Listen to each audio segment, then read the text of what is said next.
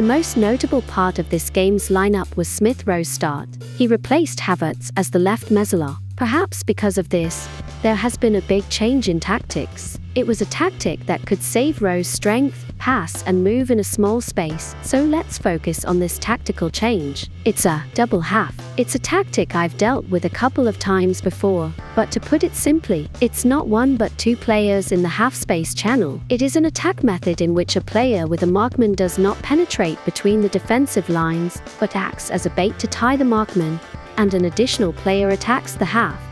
Martinelli is holding the ball on the left side. There was a big left half space as he pulled the opponent's right full-back. Rowe was located, and to prevent it, the opponent's right defensive midfielder went down and marked it.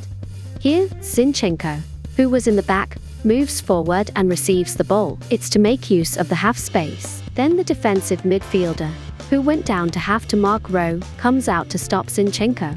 Then Rowe will be free of chain. Zinchenko's good pass allows Freeman Rowe to hit the half. This scene is similar. This time, Zinchenko was placed in the half between the defensive lines. To prevent this, the opponent's right wing went down and defended the half. Here, Rowe gives it to Zinchenko and penetrates into the half at the same time. The opposing centre-back points to Rowe and tells him to block it, but the opposing right wing blocks Zinchenko and Rowe becomes a free man. If Zinchenko passes, he can create a good chance by attacking half space. The advantage of this double half is that even if the opponent deploys a defender to prevent the half, he can target the half. Of course, double half also have their drawbacks.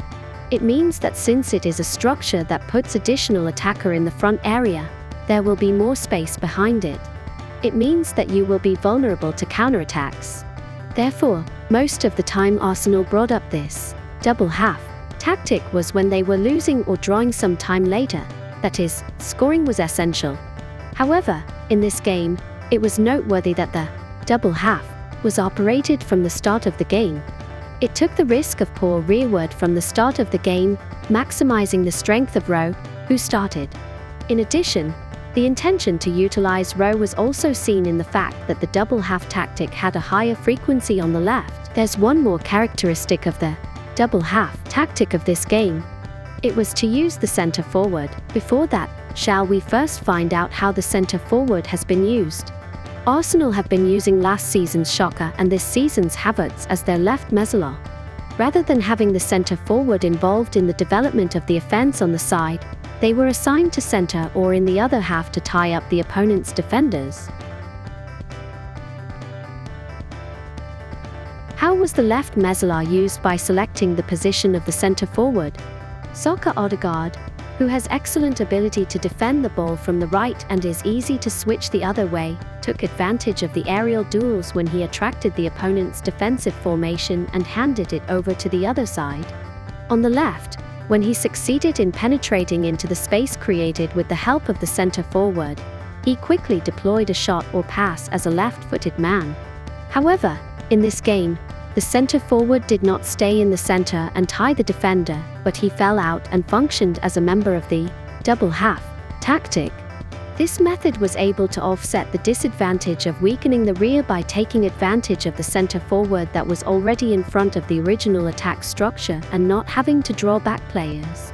Rowe is positioned in the left half, and the opposing right defensive midfielder is marking it to prevent it. Rowe moves inwards from here. As he emptied the half, he lured markman and created a pass path to the half. Here's centre forward Jesus, who was in the centre, balls out and utilizes the half. Centre forward Jesus's attack instead of Zinchenko, a rear player who was put into half penetration in the previous part, so Zinchenko can stand by in the back and prepare for a counterattack. In this scene, Juice came out in advance and formed a double half with Rowe. In this structure, Rowe went inside and tried to lure Markman, but Markman blocked Jesus. The ball goes to Jesus. He can't hit the half straight away because of Markman. However, he showed a good attack development by beating Markman through a 2-1 pass using Rowe and successfully attacking the half. Of course, there are also disadvantages in using centre forwards instead of back resources.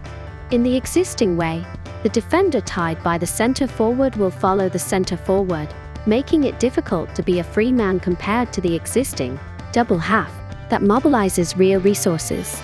In addition, defenders who are no longer tied can care about the space on the other side, which limits the opposite conversion attack. However, we were able to cover these shortcomings through the use of Rowe, which has strength in pass and move in a narrow space like just now.